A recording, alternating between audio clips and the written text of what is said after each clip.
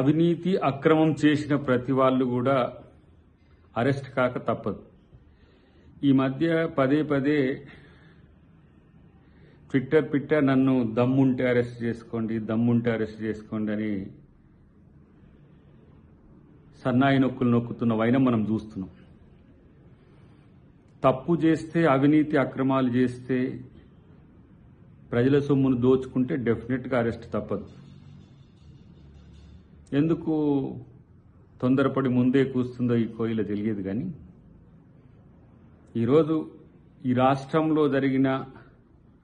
రాష్ట్రంలో అంటే తెలంగాణ వచ్చినాక జరిగిన అవినీతిలో మేజర్ పార్ట్ ఎలా కేటీఆర్ శాఖలకు సంబంధించే ఉన్నట్టుగా సమాచారం ఉంది.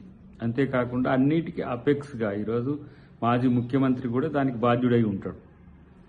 కాబట్టి అరెస్ట్ చేయండి దమ్ము ఉంటే అనేది కాదు. అవినీతి జరిగితే అరెస్టు ఉంటుంది, అక్రమం జరిగితే అరెస్టు ఉంటుంది. కాబట్టి అవి ప్రాతిపదిక లేకుండా మీ మాదిరిగా ఇష్టం వచ్చినట్టుగా మీకు వ్యతిరేకంగా ఉంటే తీసుకొచ్చి జైల్లో పెట్టినట్టుగా, జైల్లో పెడితే గమ్మున కూర్చుంటారని గతంలో మీరు అనుకున్నట్టు ఫార్ములా ఈ ప్రభుత్వానికి ఉండదు. శాస్త్రీయంగా సాక్ష్యబద్ధంగా ఉన్న అంశాల పట్లనే చర్యలు ఉంటాయి.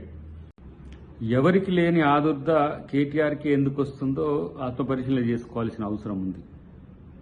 ప్రభుత్వం అంటే పరిపాలించడం తప్ప ప్రజల్ని దోచుకోవడం కాదనే విషయం వాళ్ళకు తెలియని కాకుండా ఇవాళ ఇష్టానుసారంగా మమ్మల్ని అడిగేటోడు ఎవళ్లే అని చెప్పి చేసిన అవినీతికి అడ్డే లేకుండా పోయిన పరిస్థితి. ఈరోజు వాళ్ళ యొక్క ప్రకటనలు చూస్తుంటే విడ్డూరంగా అనిపిస్తున్నది.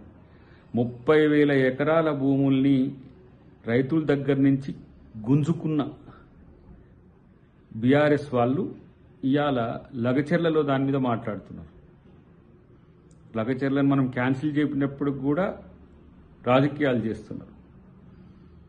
హైదరాబాద్ చుట్టూరా ఉన్న అసైన్ భూములు, శిఖాలు, లావణి పట్టాల భూములకు సంబంధించి, భూదాన్ భూములకు సంబంధించి ఎన్ని వేల కోట్ల రూపాయల భూముల్ని లాక్కున్నారో, గుంజుకున్నారో ఇప్పటికీ ఎవరికి అంతుబట్టని రహస్యం ఉంది. వాటిని అన్నిటిని బయట పెడతాం.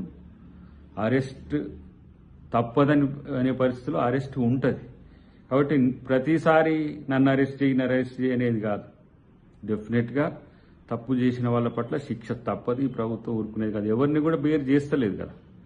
కాబట్టి తప్పులు చేసిన వాడు తెగించినవానికి ఏదో తెడ్డేలింగం అన్నట్టుగా మీరు ఇష్టానుసారంగా మాట్లాడినంత మాత్రం చట్టంకి అతీతంగా మేము చేసేది కాదు. డెఫినెట్గా సమయం వచ్చినప్పుడు, ఆ సందర్భం వచ్చినప్పుడు అరెస్ట్ తప్పదు.